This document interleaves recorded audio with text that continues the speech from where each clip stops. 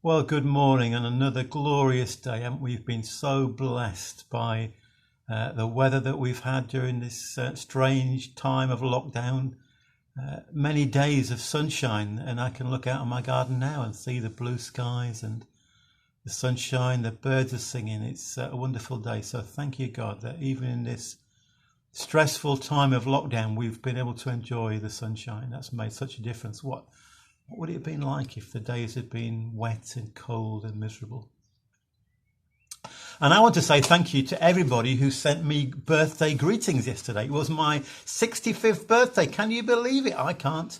But there you go. Time moves on. Tempus fugit.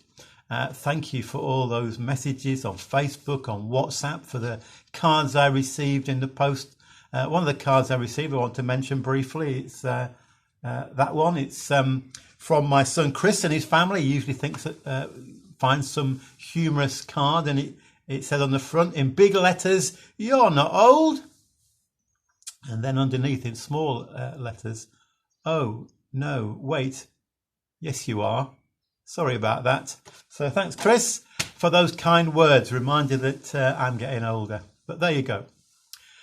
Just enjoy every day. Don't wish your life away. I never wish I was younger, actually, to be honest. I'm just enjoying how I am. So thank you to everybody who sent greetings yesterday, and particularly thank you for those of you who took the time to actually call round, to knock on my door, and then when I opened it, you stepped back and we had a chat, and some of you brought gifts. So I want to mention all those who came round yesterday. Thank you to Alison, to Joy, to Rosie, to Suhoon and Steve, to Sarah, Callie and Zara, to Diane and her children, Beth and Joel and Toby and Hope, to Irene, Joel and Annalie. Thank you all for coming round. And also my son Chris, who sent me that rude card, came round with Max and Ben, his sons, our grandsons, and it was great to see you all. So grateful that you, out of your day, took the time just to call round. And those who sent wishes, thank you so much. Every one of you meant such a great deal. Nice to know that we're not forgotten here in this in the manse locked away at the moment. Now I want to just pick up a little bit on what I said yesterday, and I mentioned, you may remember, the prophet Habakkuk. Habakkuk was someone who looked around him and he cried out to God, "God, there's so much violence going on. There's so much injustice in the land. There's destruction everywhere. Why is it that the sinful people are prospering and the righteous people are suffering?" And he cries out to God. He said, "God, I'm calling to you and you're not answering." So the question I have for you today is it all right to complain to God? Is it all right to tell God what's on our heart, to be honest with God? Is it all right to criticize it in some ways God for his apparent inaction?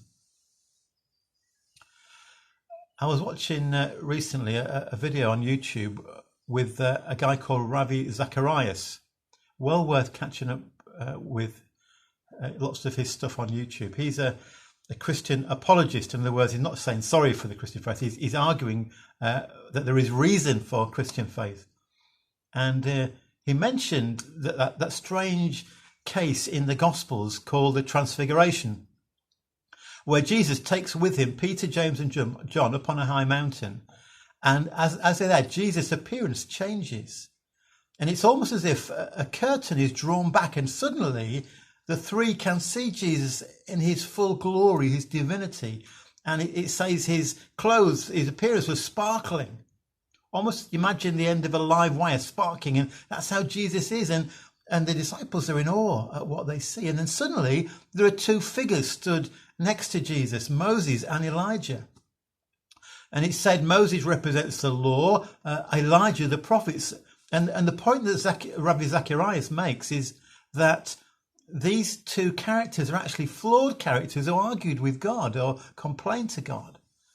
When God met with Moses in the desert at the strange burning bush incident and caused Moses to be the leader of God's people out of slavery in Egypt, Moses says, "I'm nobody. God, I can't do that." And there are, if you look at Exodus 3 and 4, that's a whole passage where Moses is arguing with God. God, I'm not up to that job you want me to do. And even though God says, but Moses, I'm going to be with you, Moses really is not satisfied. And it takes a while before eventually he says, okay, God, I'll do it. And even then it's with his brother offering to help. Elijah is a prophet. Great miracles happen under his ministry. He has that great experience on Mount Carmel where the prophets of Baal are overcome. God achieves a great victory through Elijah, but then Queen Jezebel threatens to kill him, and Moses is suddenly fearful, filled with fear. And he runs for his life, and he sits down and he says to God, God, I've had enough. Take my life. I'm no better than my ancestors. And Elijah is so depressed, so fearful, so isolated and alone that he wants to die. So these two men stood with Jesus. Two men who argued with God, complained to God. Isn't that interesting?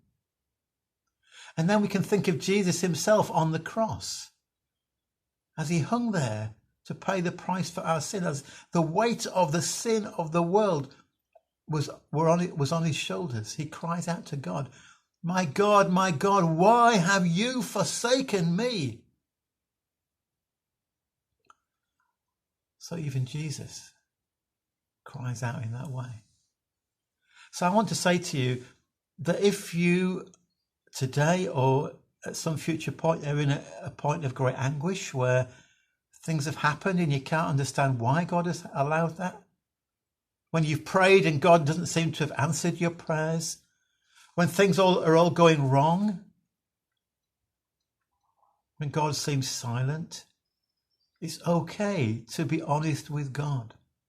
God is big enough to take our questions, our complaints, even our shouting at him. I remember in Sheffield days when my very good friend Alan, an Anglican church leader who we worked almost like brothers together, he died of cancer. And I remember after he died, I walked one night, it was dark, through the streets of Sheffield, and there were tears rolling down my face, and I was crying out to God, God, why?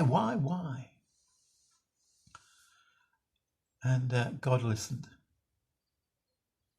Didn't give me a full answer, but